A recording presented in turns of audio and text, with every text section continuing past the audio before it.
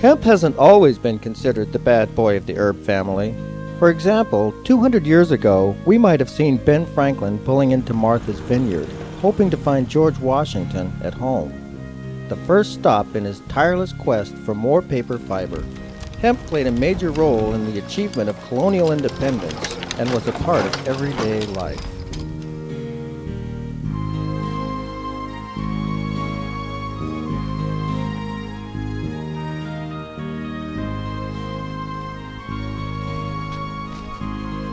George, still stiff as a fresh starched shirt, I see. And you, Ben, healthy and still plump from all your fine indulgences, I see.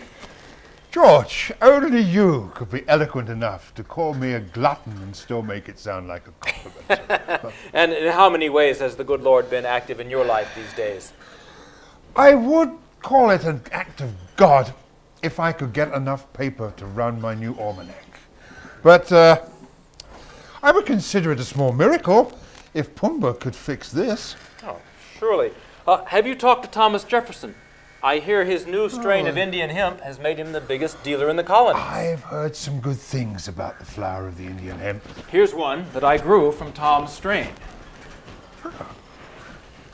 Sticky. 5,000 years of cultivation for hashish.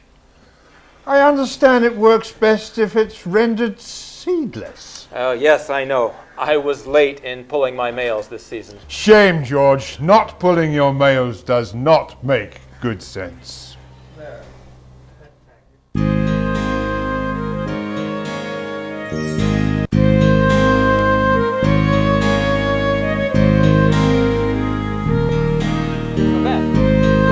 Weather vane I've been hearing about. It helps me calculate more accurately when the ships might come in. And besides which, it saves me the 5-mile walk to the dock every day. A brisk daily walk's good for the color, Ben. I'm too busy, with the almanac. Burning the midnight oil, are you? What I can get of it, what with the whale oil shortage and all. During this last shortage, Tom gave me some lamp oil pressed from hemp seed. He grew enough hemp seed to make oil? Oh, yes. The harvest from his new strain was just too overwhelming for his workers. He asked me to lend him a hemping hand.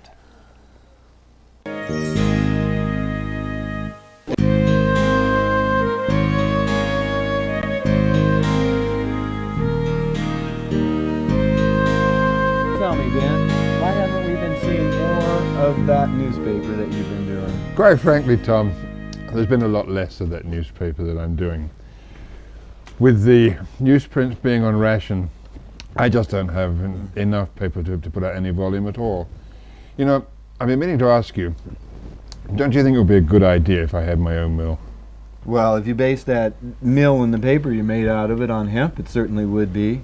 I grew so much hemp this year from that hemp strain that after I used all I could, I still had enough left over to pay all my taxes with hemp. That is I'm good sure news. it would grow enough for a mill.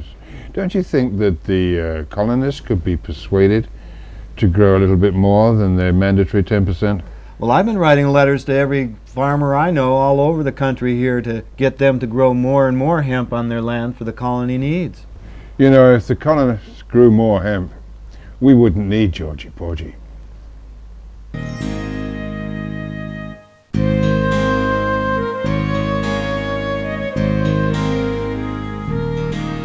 Tom, I've been doing some more experimenting with electricity. Didn't you write me about that, Ben? Something to deal with thunderstorms and a kite? That's right. I fly kites in thunderstorms, and I'm convinced that I can harness the electricity from the lightning and bring it right down the court. Fascinating. Yeah, unfortunately, I can't keep the kite up in the air in a thunderstorm. The string breaks. Oh, you have to use a finer hemp string from the strain that we've been growing lately. I've been using the hemp that you gave me a couple of years ago. This is the special one we got from China. That's the one you nearly lost your life trying to get that out. A few agents of mine almost lost their lives. It seems the Emperor of China would kill anyone who would try to smuggle this strain of hemp out. But we got it into Turkey and in France, and I brought it over here, and it's doing really well, Ben. That's interesting. I'd like to try that. how well is it doing? Is it producing more per acre than anything you've used before? More abundant than anything we've ever used. A 'Cause lot more, and so much more, in fact, that we've had to remanufacture, practically reinvent the hemp brake. The hemp brake?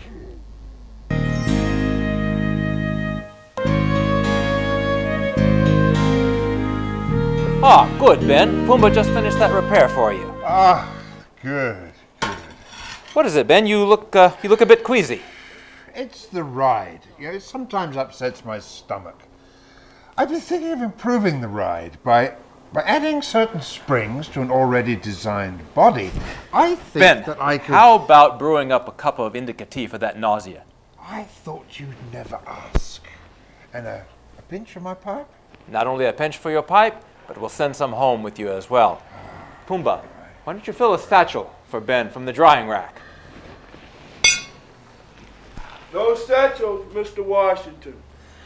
Never mind, Pumbaa. Just put them in here. Let's go brew that tea for you.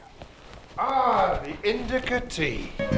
Mr. Franklin, don't forget your pat. Mr. Franklin, don't forget your pat. Mr. Franklin, don't forget your pat.